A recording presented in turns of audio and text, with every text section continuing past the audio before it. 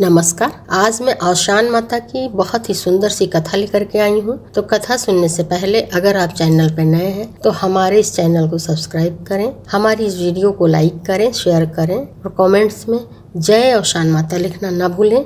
माता रानी आपके सभी कष्टों को हर लें। इसी सद्भावना के साथ कथा सुनते हैं। दो भाई थे, बहुत ही गरीब थे। उनके माता पिता का देहांत हो चुका था और दोनों भाई बड़ी ही गरीबी से रहते थे और गरीबी के कारण उनका विवाह नहीं हो रहा था, क्योंकि ना ही उनका घर बना हुआ था और ना ही उनके पास कोई खेती किसानी थी और ना ही वो लोग कुछ काम धंधा करते थे। तो जो भी लड़की वाला आता था देखने के लिए तो देखे न घर है न द्वार है और ना ही ये लोग अच्छा कमाते हैं, तो वो लोग चले जाते थे। तो इस तरह से काफी समय बीत गया। एक दिन उनके यहाँ एक ब्राह्मण आए और उन्होंने कुछ भी नहीं देखा, न घर देखा न द्वार देखा, सिर्फ लड़का देख करके उन्होंने अपनी बेटी का विवाह कर दिया।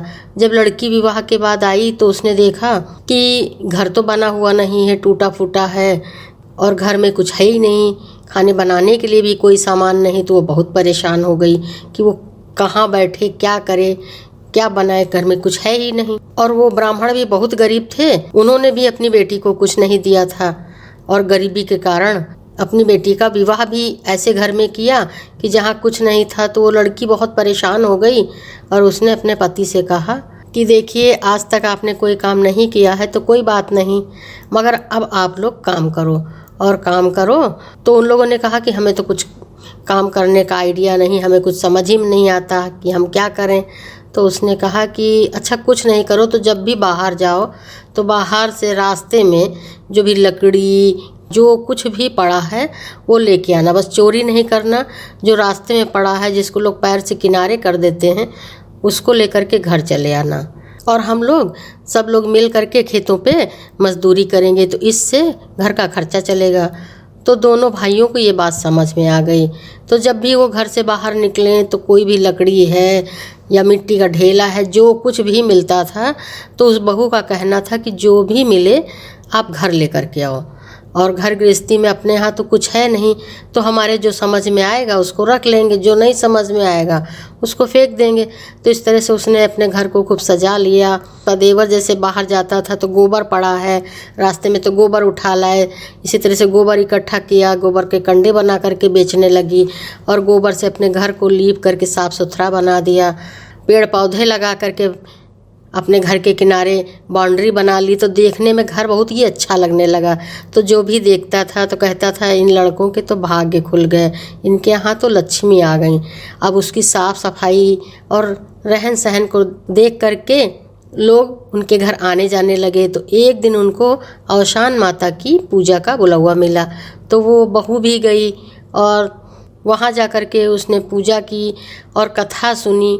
और कथा सुनने के बाद में जब प्रसाद खाया उसके बाद उसने पूछा कि इस पूजा की क्या महिमा है। तो सभी लोग कहने लगे कि इस पूजा की तो बहुत महिमा है, औशान माता की तो बहुत महिमा है। कोई भी परेशानी हो, दुख मुसीबत हो तो इनको मान लो। माता जिस तरह की परेशानी होती है साल 6 महीने में दूर कर देती हैं। और उसके बाद माँ का प्रसाद चढ़ा दो। अगर कहरी मानी है तो 7 सुहागिनें खिलाओ और लैया चना गुड़ और मिठाई के साथ में सवैया के हिसाब से प्रसाद चढ़ता है।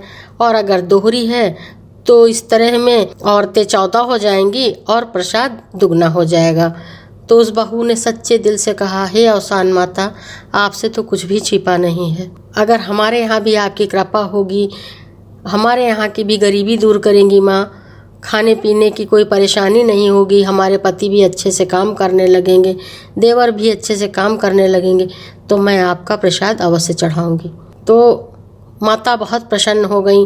और इधर बहू ने तो अपने पति से और देवर से कह रखा था कि जब भी घर से बाहर जाओगे रास्ते में कुछ भी पड़ा है, चाहे वो मिट्टी का ढेला ही हो, चाहे वो छोटी सी लकड़ी हो, गोबर हो, कुछ भी हो लेकर के आना। तो वो लोग खाली हाथ कभी नहीं आते थे, जो भी होता था ले आते थे। अपने देवर से कह रखा था, अपने पति से कह रखा था कि जो घर की छत है उस पर जो भी सामान लेके आते हो ऊपर फेंक दिया करो, और उसके बाद जब हमको ज़रूरत होगी तो हम वहाँ से छांट के ले लेंगे। तो एक दिन जब देवर घर के बाहर गया तो उसको रास्ते में कोई सामान नहीं मिला। तो उसने कहा कि भाभी ने तो कहा है कि खाली हाथ मत आया करो, चाहे एक मिट्टी का ढेला ही लेकर के आओ, चाहे कंकड़ लेकर के आओ, चाहे ईंटा पत्थर कुछ भी लेके आओ, मगर खाली हाथ मत आया करो। तो आज तो हमारे को कुछ मिल ही नहीं रहा। तो इधर उधर देखा उसने तो उसको एक सांप मरा हुआ मिला। तो उसने कहा कि चलो इसको ही ले चलते हैं। भाभी तो कहती हैं कि जो हमारे काम का होगा वो रख लेंगे और जो काम का नहीं होगा उसको हम फेंक देंगे। घर गृहस्थी में तो सभी कुछ काम आ जाता है। तो वो जब लेकर के मरा हुआ सांप लेकर के आया तो उसने अपने भाभी से कहा, भाभी भाभी।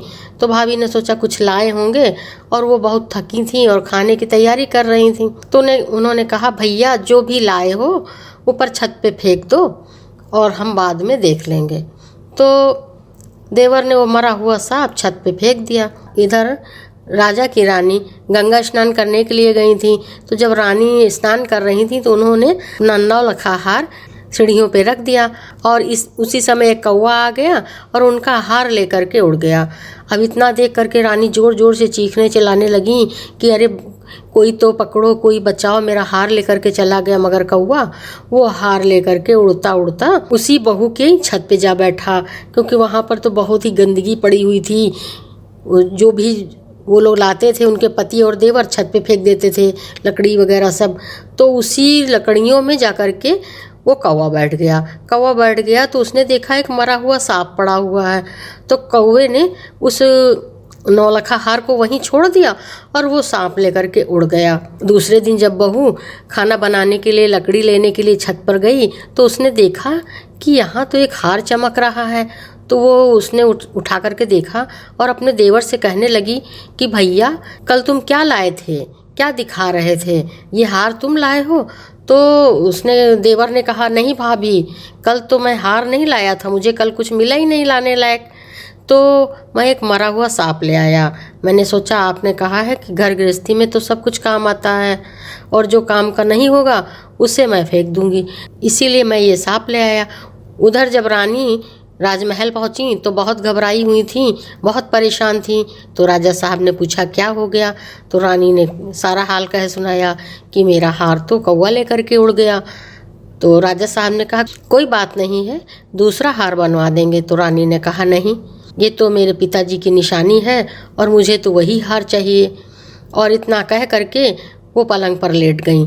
तो राजा साहब ने ढिंढोरा पिटवा दिया कि जो भी रानी के 9 लखा हार को लेकर के आएगा उसे मुंह मांगा इनाम दूंगा।